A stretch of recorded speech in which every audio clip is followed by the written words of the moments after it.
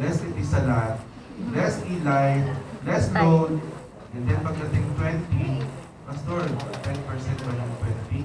Nahiya naman tayo.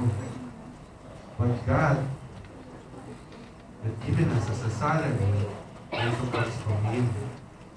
Baka naman paluin tayo, kumain sa atin, ingat-ingatin. And again, we will be even asking about tithing. Sabi nga natin, is it on the gross or the net? We're not yet even giving extra. God is only asking us for our what is really due to Him. Imagine, 90% nasa sa atin, ha? 10% lang ibabalik natin sa Kanya, and yet, siya yung nagbigay sa atin ng 100%. Nakakahiya naman kay Lord. You will think that, why I need to give back to the Lord? All of us here that come here, initially, when we're still in the Philippines, aminin nyo man o hindi, whether you admit it or not, when you're still in the Philippines, when you're still in Ghana, when you're still in Nigeria, what do you pray for? To come to Dubai. Amen? Amen. After you come to Dubai, dinala kayo ng Panginoon, nasa harapan niya, nandito na kayo. Then next, what you have prayed for? To have work. Kasi kaya tayo nandito. To have work. Amen? Amen. Sabi ni Lord, sige, alam, bibigyan ko pa ng work. Eh, work lang pala ang hiningi. Dapat work na may salary. Lord, pwede po, dagdagan nyo, work na may salary. Sabi ni Lord, sige, bibigyan kita ng work na may salary. Amen? Binigay ni Lord, work and salary. And then what's next? Lord, may salary nga po, delay naman. Lord, pwede po work na may salary na hindi delay. Sige, bigyan ulit kita. Work na may salary na may delay. Na walang delay. And then what happened? Lord, nakakabuha na ako ng meron na akong work. Meron na po akong salary. Meron na po akong on time. Salary. Are you giving back? You don't need to answer. You answer it to the Lord. Okay? And what else? Ano pa yung hinihingi natin sa Panginoon beside financial? The thing is, most of the time, we're only asking to the Lord what we want. Diba? Lord, gusto ko to. Lord, gusto ko yan. May bagong labas ngayon, iPhone 10. May bagong labas ngayon, Samsung 11. Ay, patutok. So, Lord, we're all the time asking us what we want. Lord, pag binigyan mo naman ako, if you give me a boyfriend, can it be possible tall, dark, and handsome? Lord, when you give me a girlfriend, can it be possible little bit tired, like this, long hair, fair complexion? You're always asking Lord what we want. But the Lord wants to give us what we need. Ano ang kailangan natin. The beggar mentioned earlier, I want money. I want money. Kailangan kong kumain. But what the Lord did, He is able to walk. Yun ang mas kailangan. You are able to walk.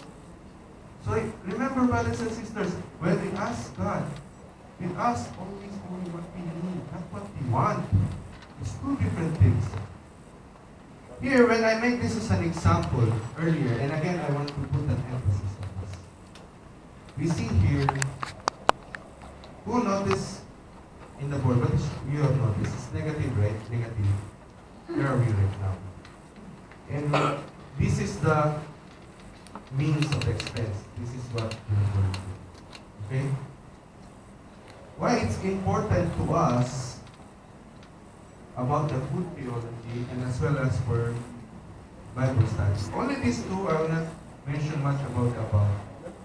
Kapatid, why we need to support our theology and Bible study?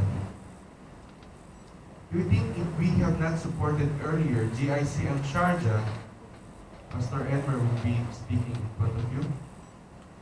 Do you think if the church of Pastor Ray before in Saudi Arabia did not support his studies, he did not support his Bible study, do you think he would be able to share it? This is the main reason why we are supporting Bible study and theology. People need to be saved.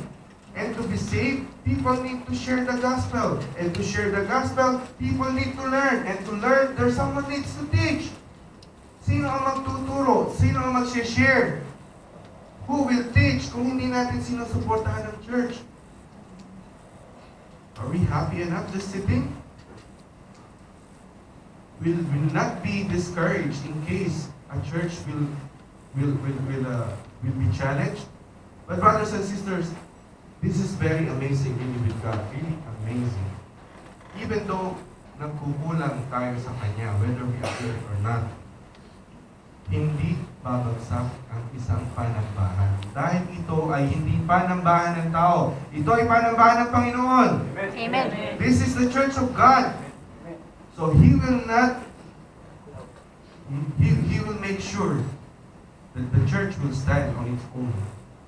But we need to help the church in our behalf. This is not a command. This is our privilege. It is our privilege to support the church. Normally, and it is applicable in life, ano yung tiningnan natin? Negative. Kasi, naka-highlight. Who among you here, most of the time, if not all the time, is only looking at the negative points in their life. Kasi naka-highlight. Break lang namin kasi kaya hindi makamove on. Nandong mag-diet, magpapayat, magpagubit ng buhok. Pastor, still don't have work. Meron pa rin yan 62. Kanya lang. I don't have work. We're always looking at what God is giving to us. And we're always, this is only a graphical example. It is highlighted. We are the one who highlighted. That's why we're looking at this. I removed the highlight. And I changed the highlight to this. Where are we on the first week of each and every month? Positive. We have net positive. Why we always want to look first on the negative? Amen. Why? Kasi masarap pag-usapan eh. Very emotional pag negative ang pinag-uusapan. We always look on the positive. Look at the bright side. Hindi ka nga sumisweldo. May trabaho ka naman. Amen. Oh, yung iba nga walang trabaho. Ikaw may trabaho. Wala ka nga ng sweldo. Diba? Look at the bright side of life. Sooner than later, God will give you what you need. And then next, 3 brethren from the church asked me when we move over here. We moved here a couple of weeks ago. Actually, our first worship is last week. And we know already how much we're spending on the previous hotel. We're spending there 1,500 in a week. In a week. And here, we're spending 2,000 or approximately in 4 weeks time, 8,000. 3 brethren asked me on the same day that Brother Mike and I announced that we have already a praise of worship. Are we happy with our praise of worship? Yes. Amen. Are we comfortable? Yes. Amen. Amen. Malamig. Not like before. Pero parang pinagpapalos na po. Isa lang talaga yung buko. First brethren asked me when we announced